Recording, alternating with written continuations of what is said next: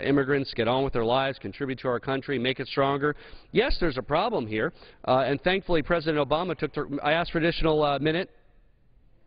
I'll be glad to give you an additional minute. Gentleman's recognized for an additional minute. President Obama took a bold first step and reduced the number of illegal immigrants in this country by 800,000 to 1 million. With one stroke of his pen, but frankly, the presence of any illegal immigrants in this country is an affront to our law and an affront to our national sovereignty. We owe it to the American people to take up real immigration reform to ensure that there are not 15 million people here illegally, not 10 million people here illegally, but there are 0 people here illegally through comprehensive immigration reform, of which President Obama took the bold first step of ensuring that young de facto Americans have their permission to work. Look, our undocumented population is not fleeing into the wilderness, and the problem with immigration is that we're not able to pursue them.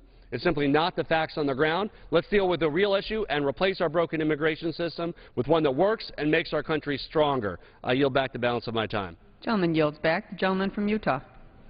Reserve. Gentleman reserves. Gentlelady from New York.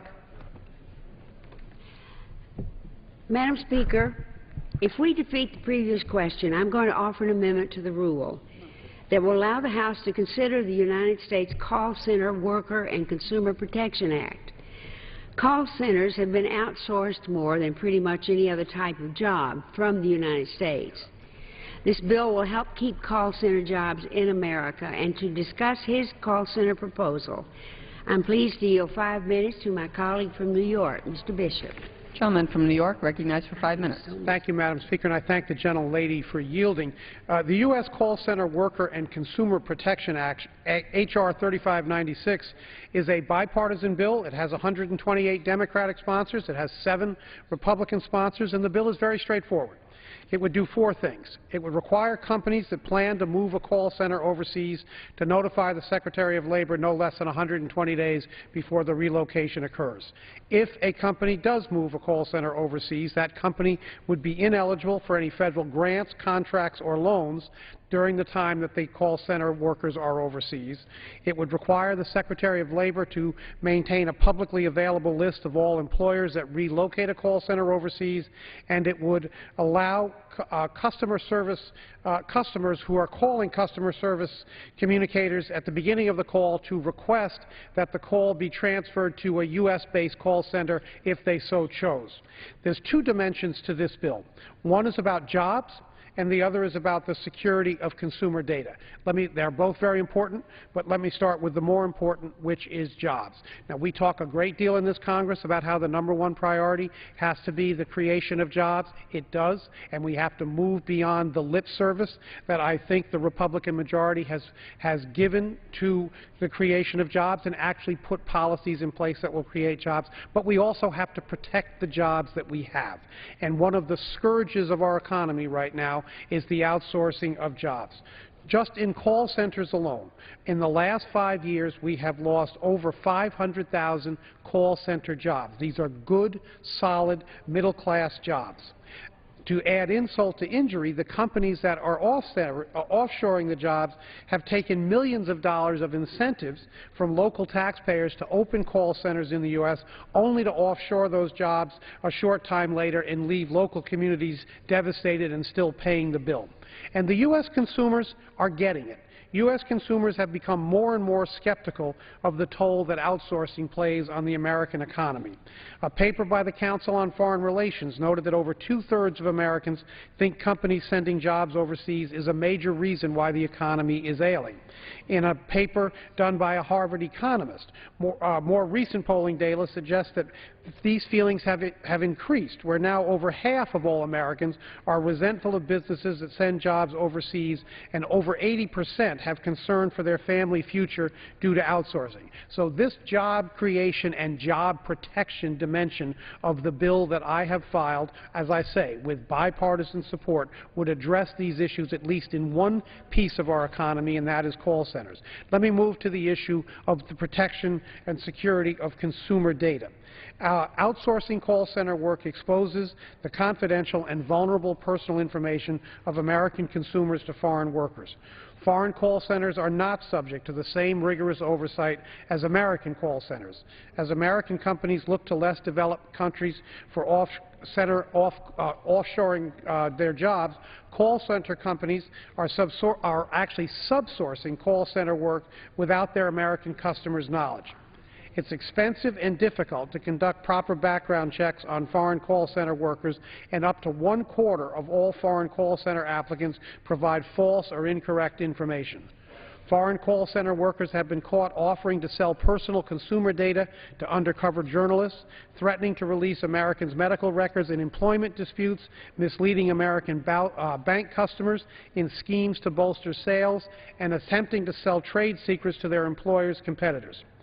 A March 18, 2012 article published in the Times of London cited that undercover journalists were offered data such as credit card numbers, medical records, and loan data for hundreds of clients for just pennies. So clearly, from both dimensions here, from a job protection dimension and from a consumer data security dimension, this bill addresses both of these issues, and we simply must put in place these kinds of protections. States have already done this. State legislatures in Florida, Georgia, and New Jersey have all passed bills that are very similar to the bill that we have before us. This is a common-sense proposal that enjoys bipartisan support. Let's vote no on the previous question so that we may consider this job-saving bill. I yield back the balance of my time. Gentleman yields back. The gentleman from Utah. Thank you. I appreciate the efforts of my namesake from New York. I appreciate what he is doing. Chairman Hastings of the Resource Committee was extremely specific in which he said that after the Democrat Senate had sent over that atrocious omnibus bill with over 100 bills cobbled together, 75 which had never had a hearing over here, we would only put together this type of legislation if it had gone through regular order. Unfortunately, the gentleman's bill has not had a hearing. It's not been out of in any committee. It's not been actually reported yet, which is one of the reasons why it has not been included in this particular list, although I'm not denigrating his efforts whatsoever. I'd like to yield a minute and a half to the gentleman from California, Mr. Bilbrey. Gentleman from California recognized. Madam Speaker, back in the 90s, I introduced a bill to do the wilderness area along the border.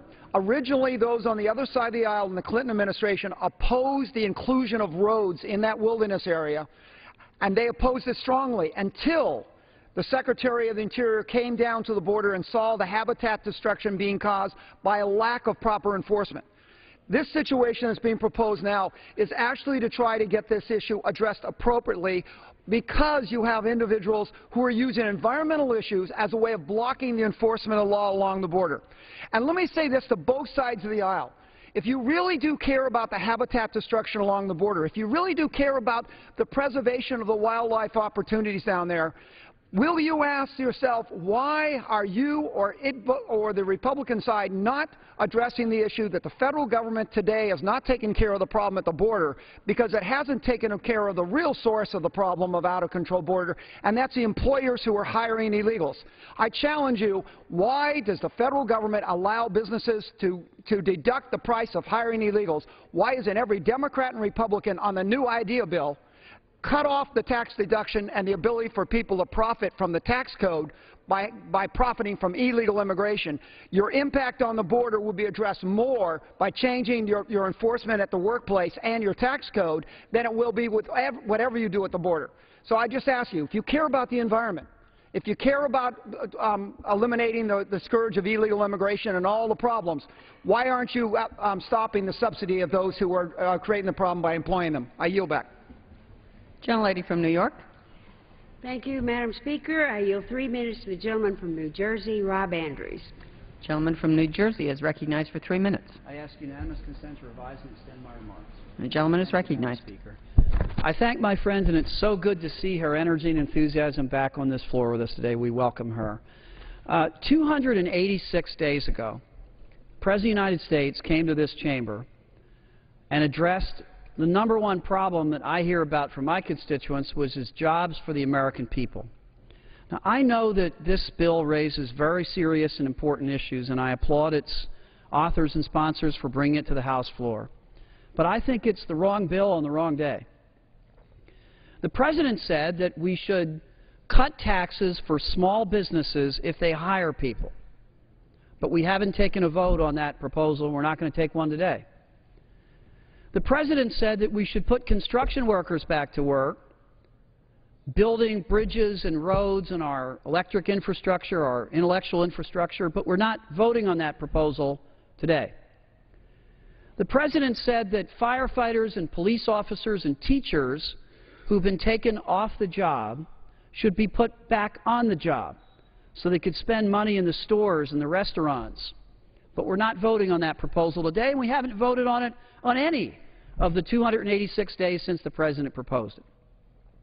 Instead, we have the proposal in front of us that, again, is very serious, raises a lot of issues, but I suspect if most of us went back to our districts today and said, what would you rather have us do?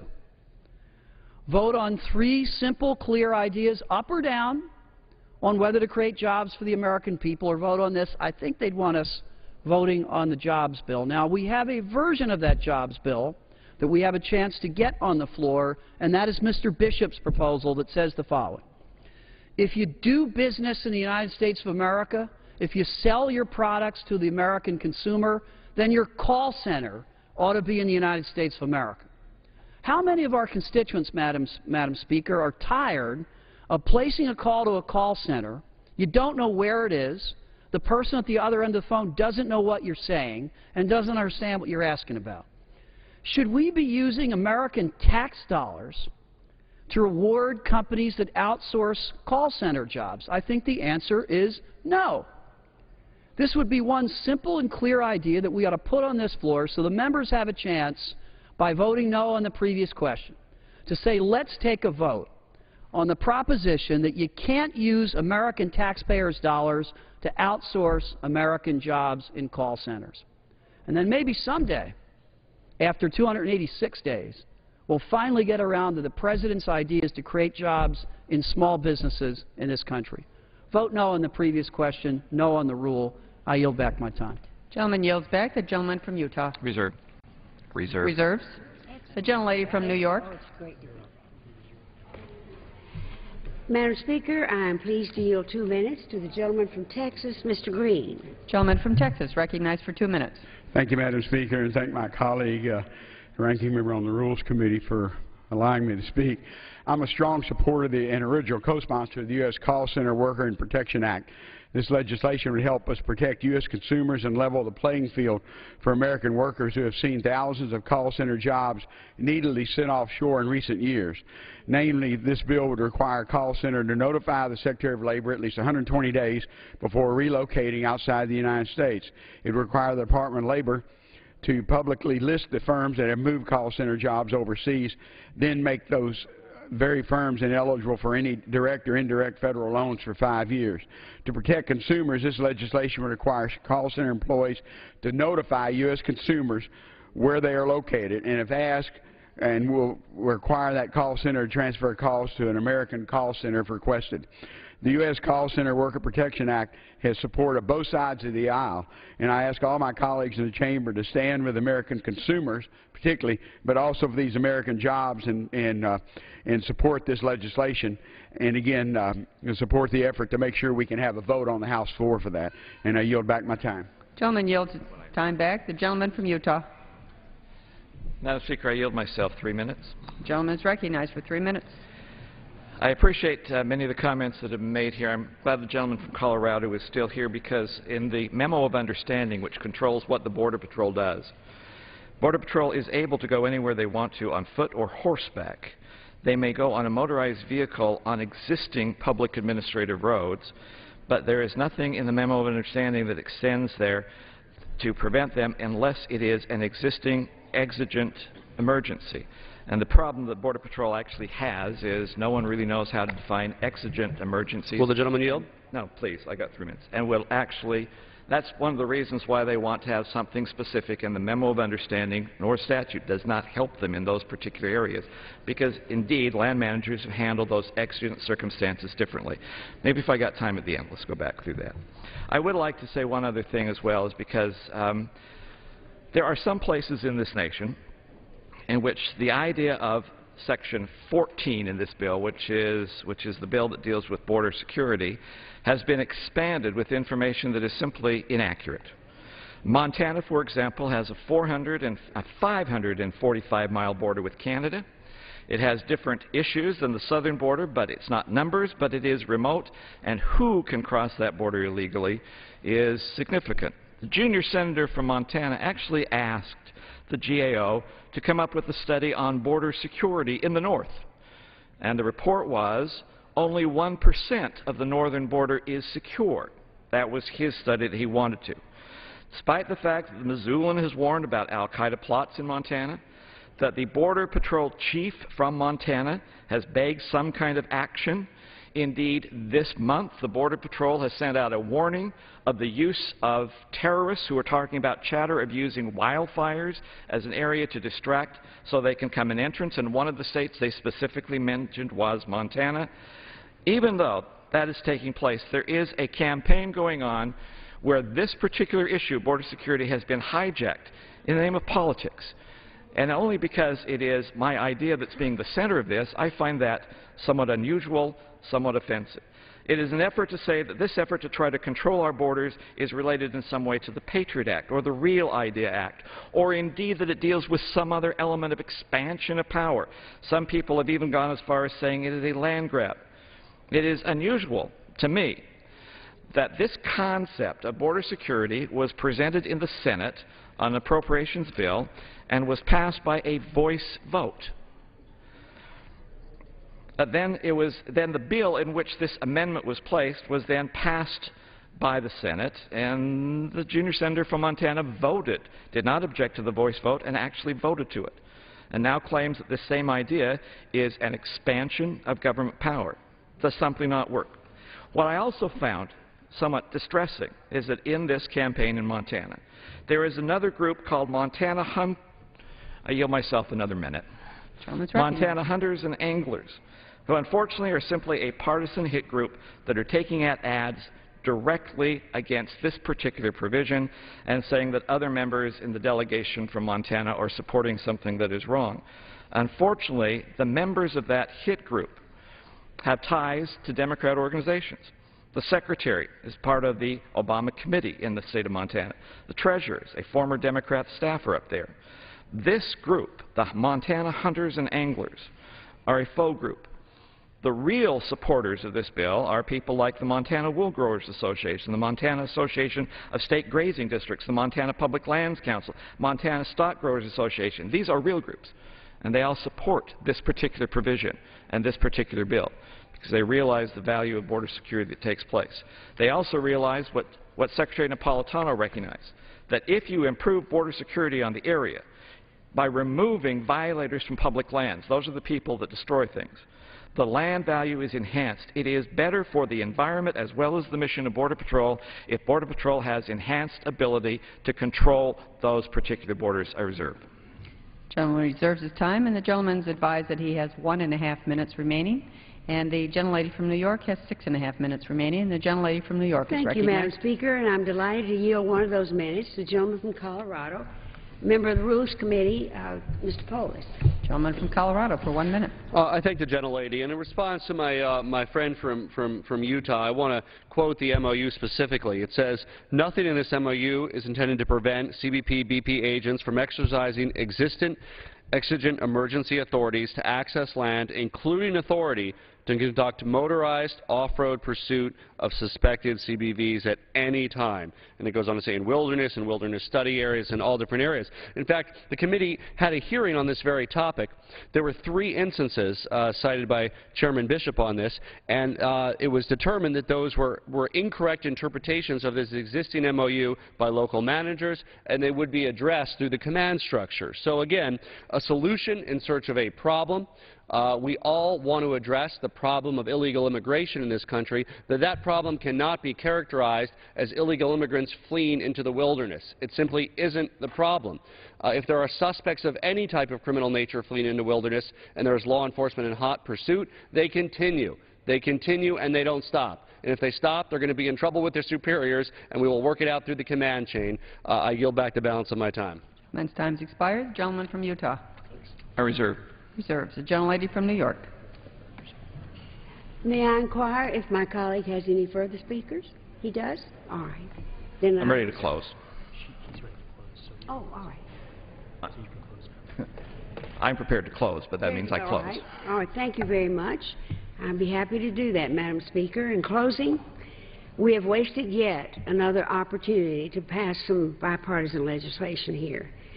Everybody knows this bill is not going to be taken up in the Senate, so it's, again, a day and a half of exercise in some kind of procedure by the House of Representatives.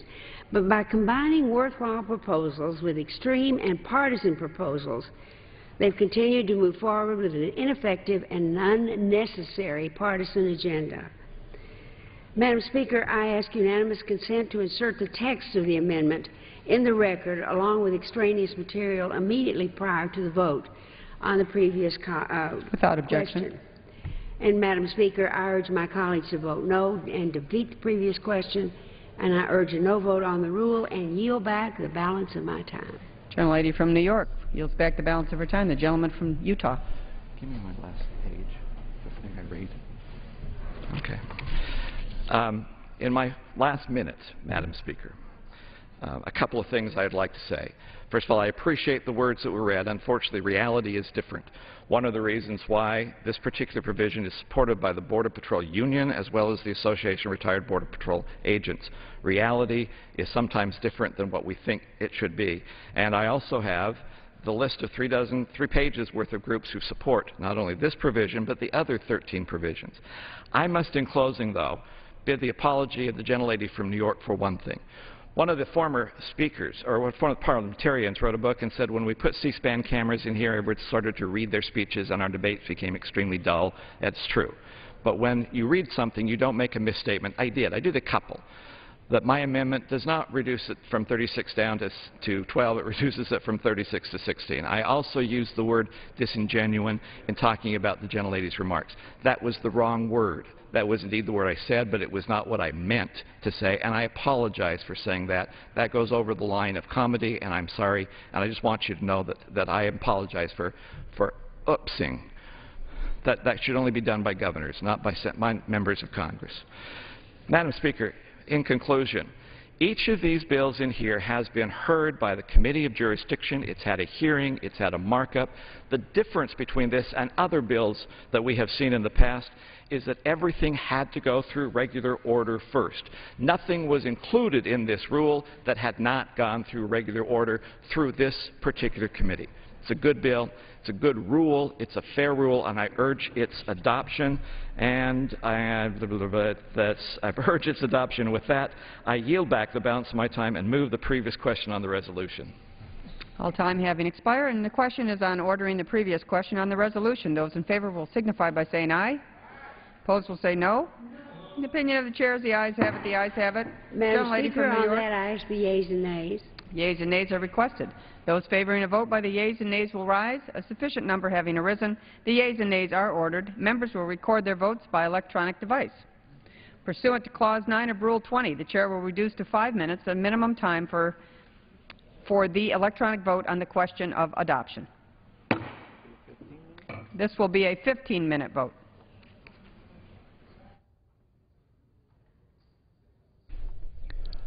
The House is holding their first series of votes on the day as they debate federal land and water projects. 2 votes in this series, starting with a vote on a procedural motion, followed by a vote on the rule for debate. Also in between, we're hearing that members may stop for the swearing in of a new member. Congressman-elect Ron Barber will take the seat vacated when Arizona Congresswoman Gabrielle Giffords retired. Mr. Barber won a special election held last week in Arizona's 8th district. After those votes, we are anticipating general debate on the Lands and Water Bill along with 7 amendments. And later, we could see debate on a motion to instruct House negotiators on reauthorizing highway and surface transportation legislation. That legislation expires at the end of the month. Again, this is a 15-minute vote, followed by a 5-minute vote. While this vote's underway, earlier today, the Senate's Health and Education Committee held a hearing to recognize the 40th anniversary of Title IX and examine its impact in ensuring equal opportunities for women. It was passed in 1972, and it requires gender equity for boys and girls in every educational program that receives federal funding. Among the witnesses who testified were former tennis player Billie Jean King and Dr. Mae Carol Jemison. She's the first African-American female astronaut. This is a 20-minute portion that starts with questions from Minnesota Senator Al Franken.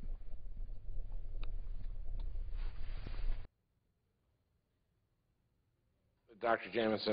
Jemison, in your answer to Senator Hagan's question, you kind of immediately went to teachers, to STEM teachers. And I think STEM teachers are really important. You know, if you're a STEM teacher and a really good one, your value on the marketplace, if you have those STEM skills, might be higher than, you know, the great English teacher who teaches Moby Dick. But if you have science and technology and engineering and mathematic skills and talent, your value on the open market is higher. So I put a piece of legislation called the STEM Master Teacher Corps, which is basically to support to support excellent STEM teachers and to give them a little bit of elevated salary, but also to give them a responsibility to mentor newer or less accomplished STEM teachers so that we retain them. I mean, we're spending money to recruit them. Let's retain STEM teachers in our junior highs and in our high schools. What do you think of that approach? I think the approach of having master STEM teachers is very important. Yes, it's important in high school, but I'm going to harken back and go back to elementary school, because it's elementary school where kids still are fascinated by science, and they haven't learned that they're not supposed to be. It's in middle school where they start to fall out, and so unless they have the really effective science education early on, it won't make a difference. And I should add that most of STEM education, most of science, mathematics education in elementary school is done by general teachers, right? In first, second, third, fourth, fifth grade, rarely do you have a teacher who specializes in STEM. So I would add on to that master teachers should be available to help proctor, mentor, augment, provide professional development for elementary school teachers, because that's where we really have to take advantage and exploit that incredible capacity that students have for learning. It's right there where you can capture them, and then they get through 8th grade and puberty and hormones and everything, okay, and they're able to go on through high school and maintain that same enthusiasm. And then your master teachers there can also help to change the way teachers teach in high school.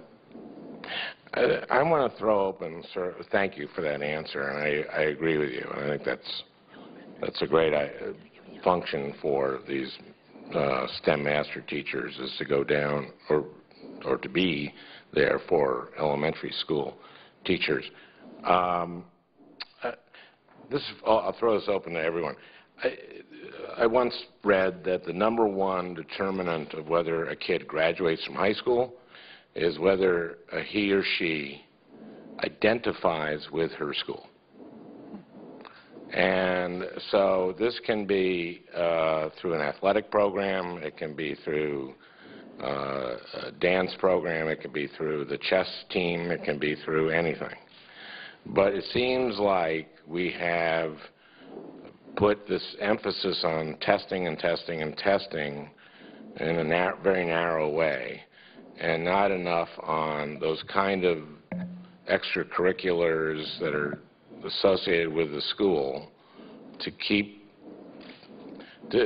for those students who maybe their identity, their feeling of identity with their own school comes through something else. Does anyone have any comment on that? And again, this is about high school, not about college, but... So identifying with the school? Yeah, in other words... Well, I went to Long Beach Poly, and I absolutely loved going there, because every morning I looked up to my left and saw the home of scholars and champions. Scholars first, champions, and we mean champions in life as well as everything. And then as I would enter the school, it said, enter to learn, go forth to serve. Every single day I went to school, which is almost every day, I absolutely embraced those two things. Absolutely embraced them. We had great scholars at our school, and we had great athletes. In fact, we've probably had more NFL players in baseball and other sports than any other. The girls, that was a different situation when I attended. Now it's obviously much better. But to add, can I just ask something about the order that math is taught?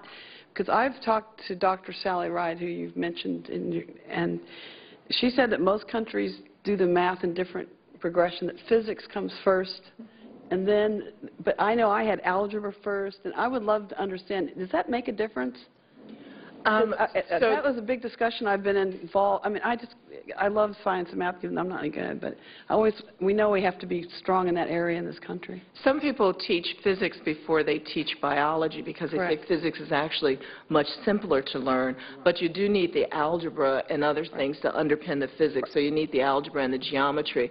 Some people think that you can teach algebra much earlier in school, so in 7th and 8th grade, students are capable of taking algebra and geometry. So I think that some of the we do have to go back and really review our curriculum and whether or not some of the ideas that we held before are really because I keep hearing that other countries teach physics almost first because it's in everything. And I don't, listen, I don't know, so I'm asking you, you're the pro. Ms. King, I'm asking the questions here. No, sorry, Senator. I thought we Oh, go ahead. No, but go ahead. What, no, but I don't understand. To your point. Anyway, go back to Are you school. competitive in some yes, way? Yes, I do. What? No, I identify with the school thing. But anyway, that was my school story. I just have this math question that drives me crazy. Sorry. No, it's a good. You guys I'm started fascinated, it. and I think yes. Senator Hagan, Senator Franken, you started this teacher thing and the math and science, the STEM things. Got me crazy. The Senator, as a recipient of young high school graduates into the Coast Guard Academy, I can attest that they are thirsting for identity in a world filled with more and more choices, an innumerable number of choices, and not always the direction that we would like to see them get with those kind of targeted instructors, teachers when they're in elementary school to develop them early on without necessarily the sense of core values and character that we need to see in them when they come to us. They are thirsting for identity. They are thirsting to be part of something bigger than themselves. And I would just echo that the engagement makes a difference, that as you have students engaged and part of what they're doing, it makes a difference. I put together a program called The Earth We Share. We have 12 to 16-year-olds. I like to play with that hard age group. And they solve problems in teams. And fundamentally, they appreciate the fact that we're asking them to solve problems and asking them to give their answers in front of everyone, because that means that they're engaged and it makes a difference that that individual was a part of the process. They couldn't have been anyone else and come with that same answer, and I think that that's part of the identity that we see both with recognizing high schools, what high schools you went to, as well as whether or not you belong to some group that's doing good. I saw that you had a comment. Yeah, I hate to be a killjoy here, but let me point to two different research studies. One, again, Betsy Stevenson, same research I was quoting before, that looked at athletics, and she compared it with other after-school activities. So yearbook, debate team, et cetera, and found that sports uniquely provided this bump in education that other activities did not. Really? So I don't know if it's gender identity, or not gender. I don't know if it's an identity with the school. And then one more interesting study that was done by Professor Kloppmeyer out of Duke University that looked at men who attend schools with successful football and basketball programs, and when the school is in season, that they actually do worse in school and do not make it up later on in their academic career. So it has this negative bump that only affects males. Having a successful team does not affect females in their grade point averages, but there are fewer downloads of scholarly articles that never get made up later on with, it's not like, well, then Saturday or Sunday, then there's more articles that are done. So in the high school level, you know, I had not heard that research before, and I'm interested to sort of dig more into it and see how these other research sort of makes sense with that, because it seems like a very successful football and basketball program for men it may provide identity with the school, but it has a very negative impact on their education. Wow. Okay. Well, we've gone well over my time, but I blame Ms. King. Sorry. I apologize. I apologize, Senator Franken. Yeah. Sorry. You got me thinking it's all your fault. Yeah. Well, you're a hero of mine, so you're forgiven, I guess. Mr. Chairman. To be continued. You got me. Thank you, Senator Franken. Let's see now, Senator Blumenthal. Thank you, Mr. Chairman. And I just want to make clear, if you want to ask questions of each other, fine with me. You can even ask questions of me. I am not at all threatened. I am impressed. Let me, first of all, thank you, Mr. Chairman, for having this hearing. It has been extraordinarily useful, and thank you for being here, each of you. You are genuinely heroes, not only role models for other women and girls, but really heroes. And I want to thank particularly Admiral Stowes. Thank you for your leadership at the Coast Guard Academy. You and I have seen each other in a variety of occasions and ceremonies, and I can attest personally to the difference that you've made in just a year at the Academy, and want to ask you, first of all, what do you think are the most difficult challenges you face in leading that educational institution in attracting and keeping and supporting women, and what are the lessons that you think we can apply to other military academies in that way? It's interesting you ask that question about the biggest challenges we have at the Coast Guard Academy in attracting women, because actually that's one of the strong points of our Coast Guard Academy. We offer young women a chance to serve their nation as a part of one of the 5 federal service academies, but we offer in the Coast Guard so many various missions, as you know, 11 different broad missions, from law enforcement to search and rescue to marine environmental protection. And our biggest major for women at the Coast Guard Academy, of our 8 majors, 6 of them being STEM, is our marine environmental science major. So we find that we attract women in huge numbers. In fact, the bulk of our applicants this year in the class of 2016 coming in were women, more than men this year, and we have 37% of our incoming class this year will be women. So we actually find it a wealth of opportunity to reach out to the young women and attract them to the Coast Guard Academy. And I guess the biggest challenges with retention come after graduation from the Coast Guard Academy, when young women graduate, start to have to make these tough trade-off decisions of marriage and having children and serving their country, moving around a lot. There comes the retention challenge, is when all these choices add up to very tough trade-off decisions for young women. Thank you. And those are really the same kinds of choices that face women in many different professions. Yes, Senator. Let me ask you, Professor Hochscher-Maker, you know, I've said to people at various points, because I was Attorney General of our state for 20 years, you can believe me or believe a federal judge. So I know that sometimes you have to tell someone that, but I wonder whether you have found that enforcement by the federal government has been sufficient, because, as you know, as a professor of law, any law is only as good as the enforcement of it. So what would be your judgment on how well federal or other authorities are doing?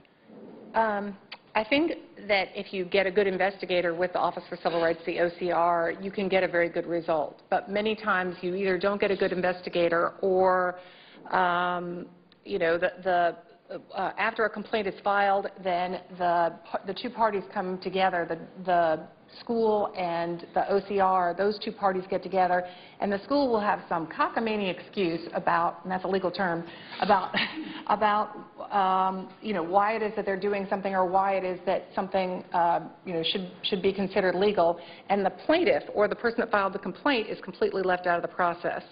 So that's it can be very effective and sometimes is not. But what's really missing is, in terms of enforcement, is having the Department of Education and through the Office of Civil Rights go in and get an entire region, go and get an entire state. Forget this one-by-one school. We just have too many. We don't have the resources for it.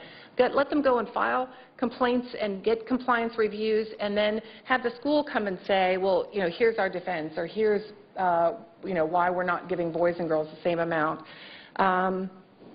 So a broader enforcement approach. A broader enforcement approach. Yeah. There's a guy that's been previewed in numerous magazines. His name's Herb Dempsey. And Herb Dempsey is a retired guy whose daughters played sports, and he has gone around and done this whack-a-mole kind of thing. And, he's tired of it. And he's tried to file these broad complaints, and the Department of Education has said, frankly, right now, they just don't have the resources. We need to give them the resources to be able to, for all the reasons that I talked about before. There is no reason 40 years later. I used to be sympathetic to schools. Oh gosh, that's too bad. You didn't build the same softball facilities you built for the men's baseball, and now it's a budget crisis, and what are you going to do? Hey, 40 years. I'm not sympathetic anymore. Like, you couldn't plan, you couldn't figure this out in 40 years? This is not new news for anybody as to what they need to be doing. Thank you. My time has expired, but I'd very much like to follow up on this issue, and if you have further thoughts, perhaps we can talk about it some more. Okay. Thank you, Mr. Chairman. Thank you. Senator Murray. Well, thank you very much to all of our witnesses for being here and your testimony, and Chairman Harkin, Senator Enzi, thank you so much for holding this. It's just really exciting to me that 40 years ago, a mere 37 words really threw open the doors to athletics and education and success for so many women in our country today. It was pretty simple, Title IX, but it was very powerful, and it really has delivered some pretty amazing results. I mean, when you look at the statistics back in 1972, when only 7% of high school athletes were girls, and by 2011 it's 42%. We've made a lot of progress.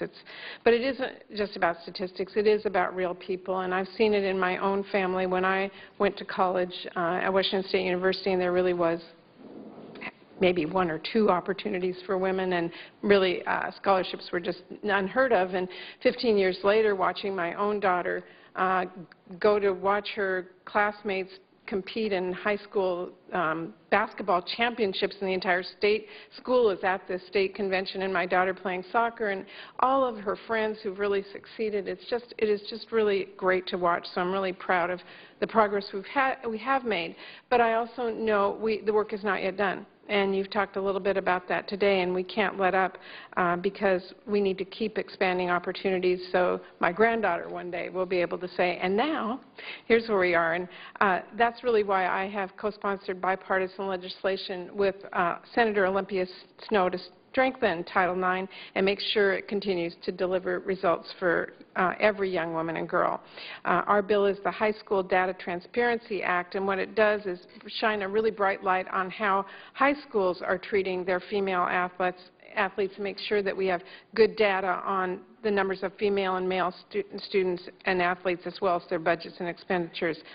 Give us the information at that level. And so, Professor Hogshead-Makar, I wanted to ask you today, how have female college students benefited from the transparency that surrounds funding and resources for men's and women's college, and what have been the implications of not having that data at the high school level?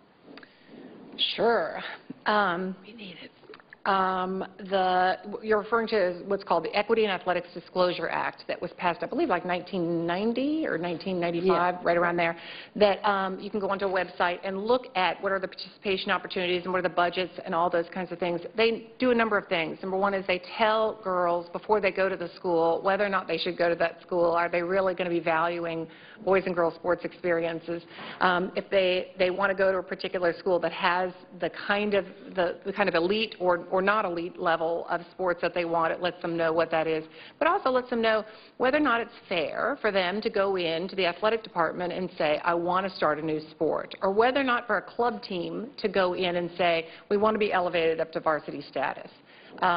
So it has been, the first thing that happens, Jacksonville, Florida, our University of North Florida cut its women's swimming team. I went on to the Equity Athletics Disclosure Act. I talked to the president of the university and said, here's the numbers I have.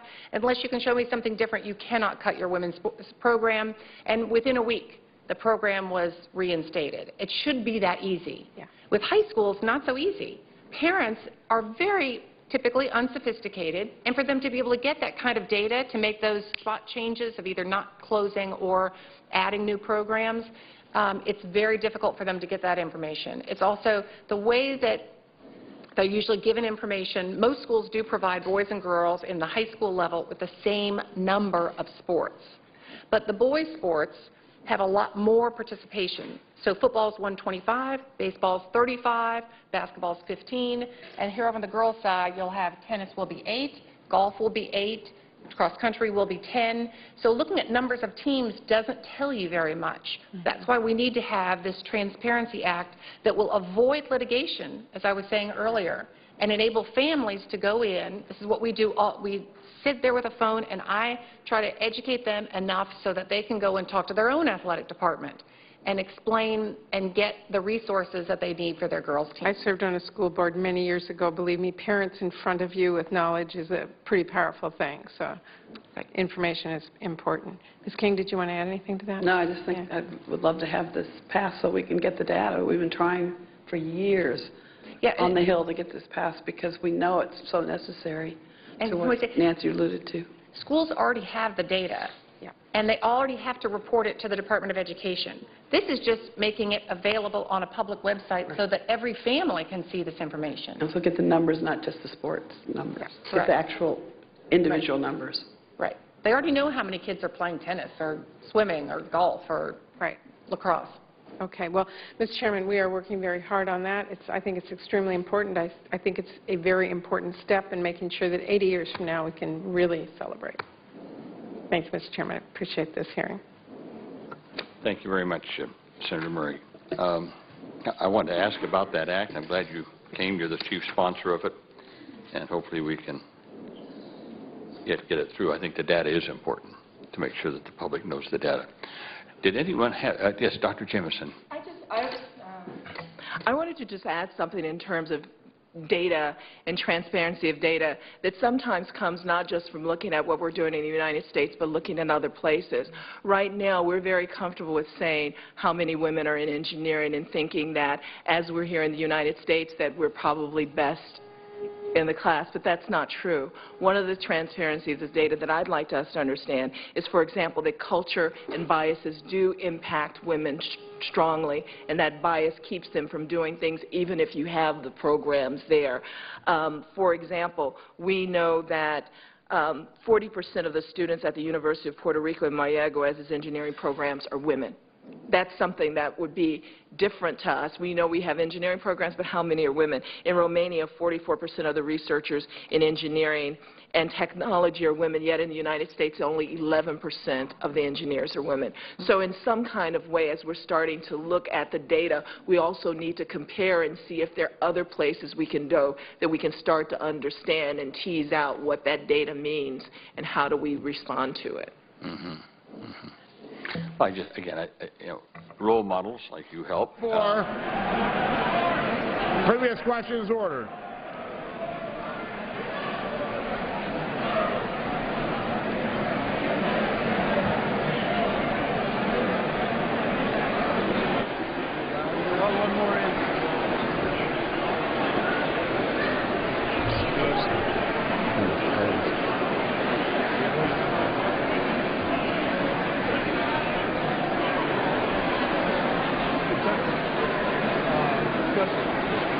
Mr. Guthrie. Voted aye. Ms. Spear.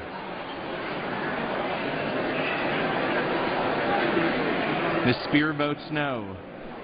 Ms. Clark of New York.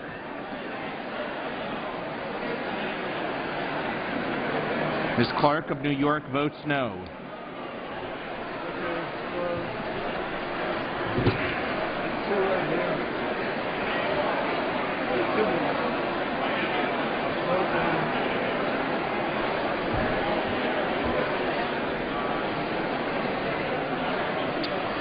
Mr. Al Green.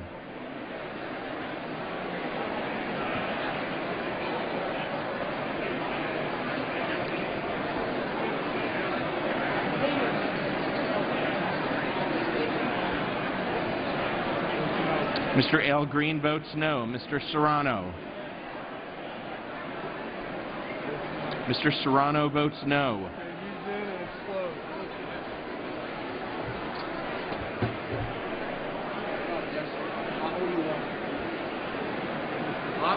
The yeas are 238, the nays are 178. The previous question is ordered.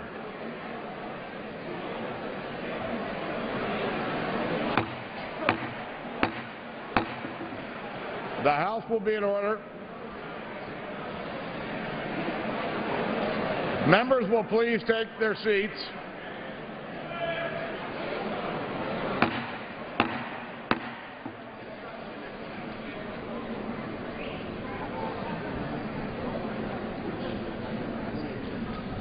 The members will please take their seats.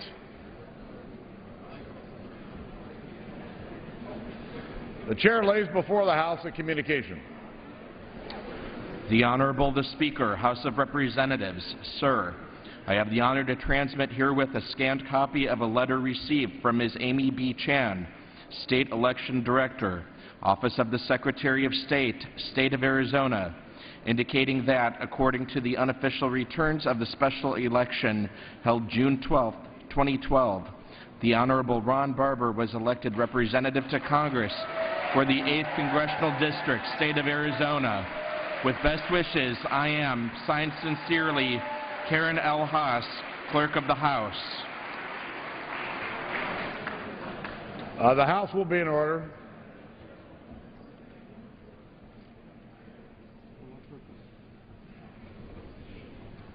Members will please take their seats. The gentleman from Connecticut.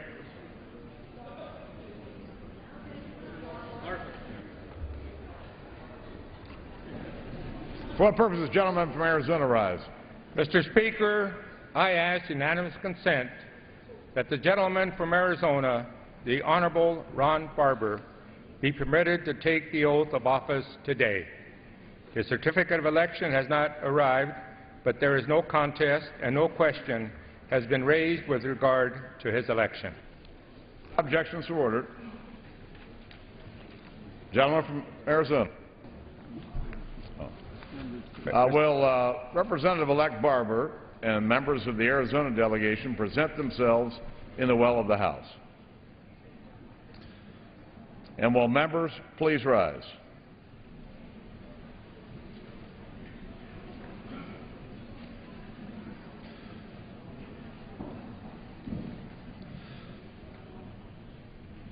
And will Representative-elect Barber please raise his right hand?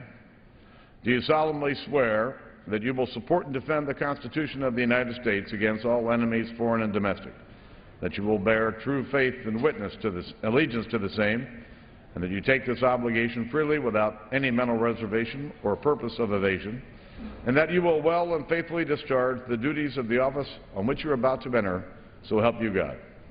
I will. Congratulations. You are now a member of the 112th Congress.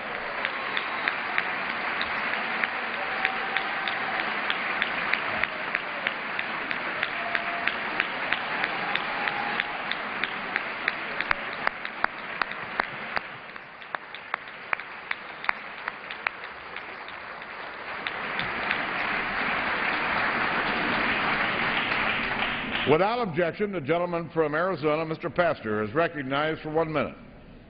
Mr. Speaker, I ask unanimous consent to revise and extend my remarks. Without objection. Mr. Speaker, the world sometimes leads us down strange and troubling paths. And the fact that we are gathered today swearing in a new member of Congress into the most deliberative body in the world is a tribute to our former colleague, Gabby Giffords.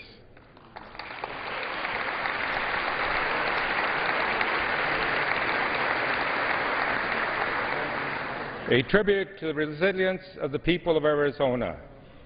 A tribute to our strong and fruitful democracy that has continually endured hard and challenging times. And a tribute to our new colleague, Ron Barber. So it is with great pride and renewed zeal for the strength of the American people and our system of governing that I introduce our newest colleague, Congressman Ron Barber.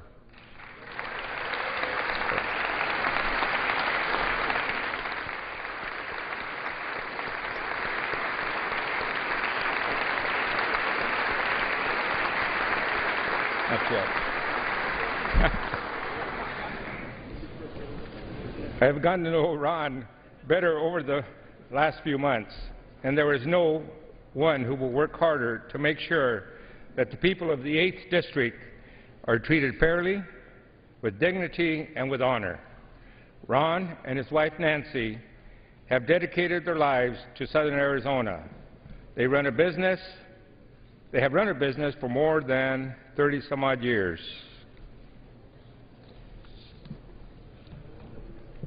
A business that helped young parents provide for their own children. They've raised their 2 daughters, Jenny and Chrissy, right at home in Tucson. They're watching their 4 grandchildren grow up in Tucson. But Ron also wanted to do more for his community.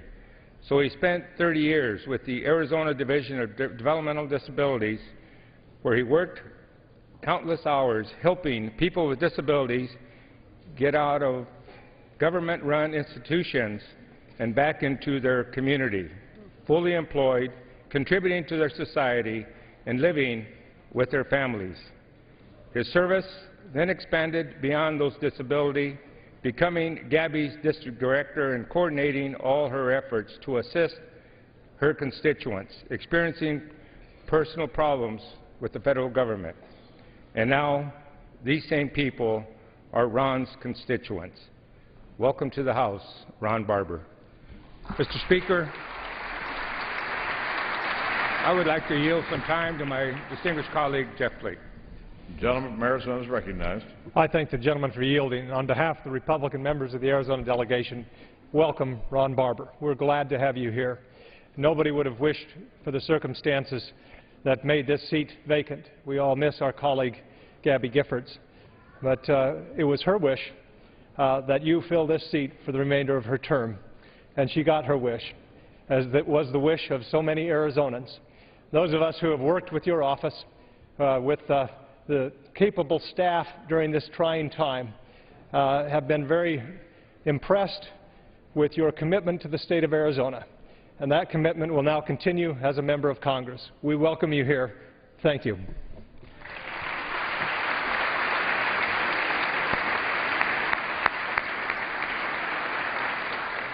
Mr. Speaker, it's now with great pride that I yield 1 minute to our distinguished new member, Ron Barber, Congressman Ron Barber.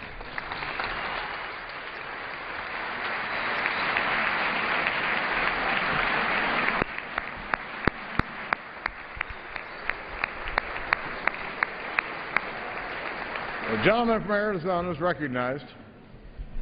Thank you, Mr. Speaker. First of all, I'd like to thank the Arizona delegation for that warm welcome, and all of you for this amazing welcome on my first day here. I also want to thank Speaker Boehner for his long and dedicated service to our country and for swearing me in today. And to my family in the gallery and my grandchildren who are here on the floor,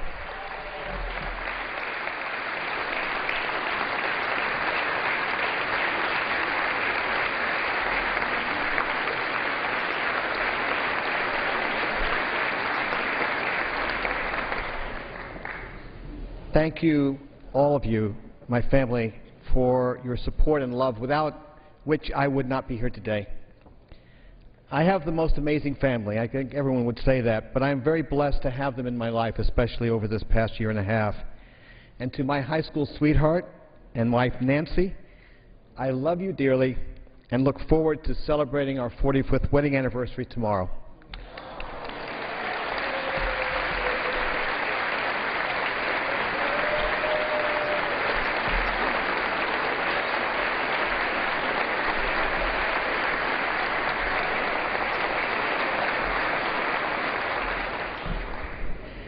Mr. Speaker, I stand here on the floor of the House in the very spot where 5 months ago my friend and my predecessor, Congresswoman Gabrielle Giffords, bravely delivered her resignation from Congress. I want to thank the Congresswoman for her vision and leadership and the inspiration she continues to give to our country. Gabby, Southern Arizona misses you dearly, and we cannot wait to have you home.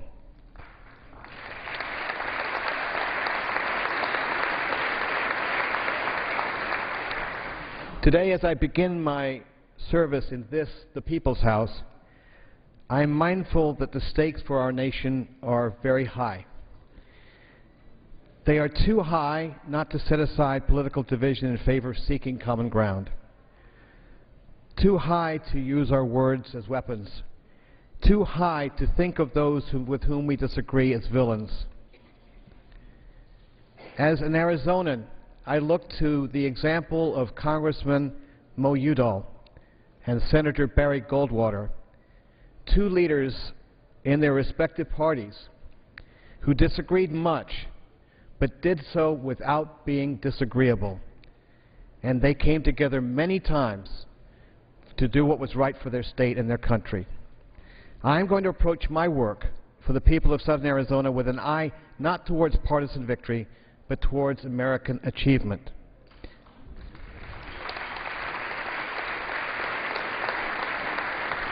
Because we as a country have much to achieve. We must protect middle-class families at a time when our middle class is slowly disappearing.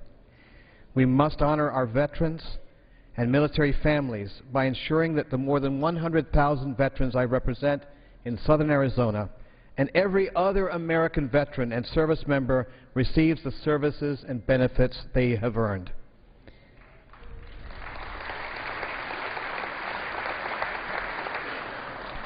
We must ensure the dignity and health of every American senior in retirement. We must secure our border so that border residents are safe on their land and impede the flow of drugs into our communities and the illegal drug money out of our country. And we must create jobs with innovative energy technologies, improvements in our essential infrastructure, and by supporting local small businesses to grow.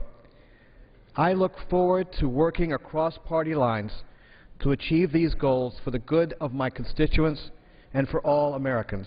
Thank you. I yield back.